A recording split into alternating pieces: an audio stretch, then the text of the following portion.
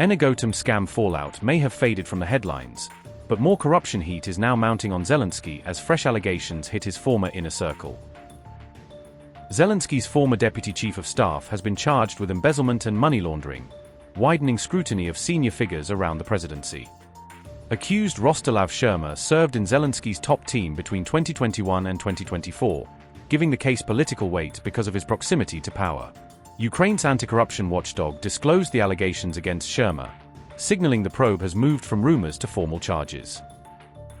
The former Zelensky aide is accused of embezzling about $3.28 million in an energy-related scam, tying the case directly to public funds. These new corruption charges are linked to energy companies based in Ukraine's Zaporizhzhia region, an area heavily affected by the war and occupation. NABU says Sherma and his brother are co-owners of KD Energy Zaporizhzhia, creating an alleged overlap between government influence and private benefit.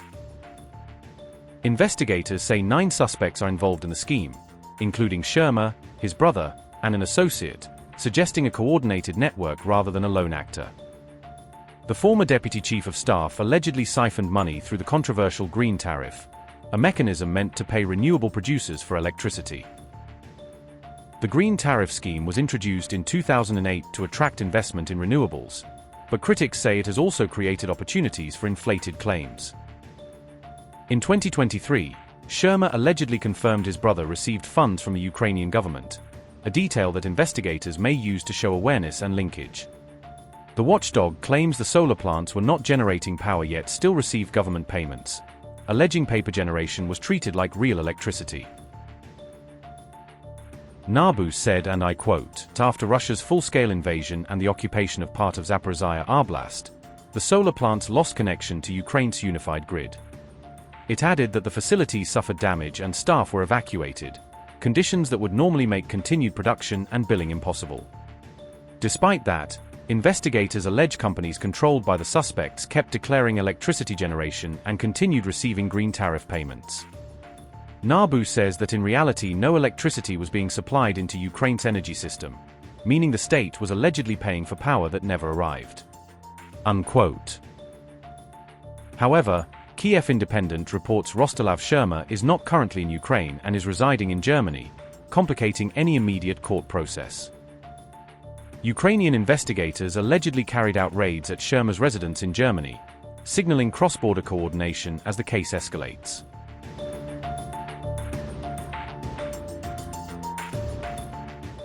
Zelensky was rocked by a high-profile energy scandal labeled Energoatom in 2025, and the political aftershocks are still shaping public trust. That energy scandal put a dent in Zelensky's inner circle, with attention focusing on senior gatekeepers including then Chief of Staff Andriy Yermak. Some reports claimed Yermak was forced to resign as investigative pressure mounted, though details and timelines have been contested in political circles.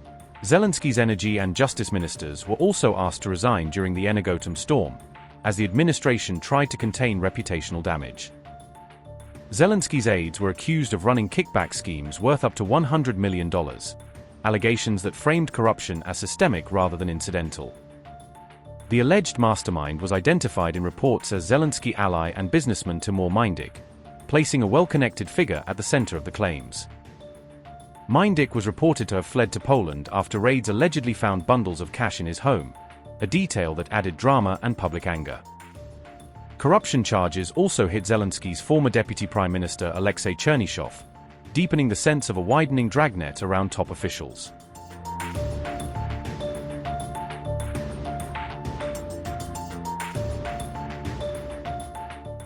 Meanwhile, on January 22, Zelensky criticized allies for what he called inadequate support while speaking at the World Economic Forum in Davos, sharpening his public tone.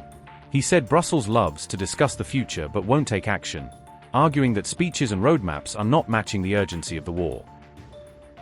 Zelensky also hinted he is not satisfied with the level of European aid and urged harsher action against Putin, pressing partners for faster and bigger commitments.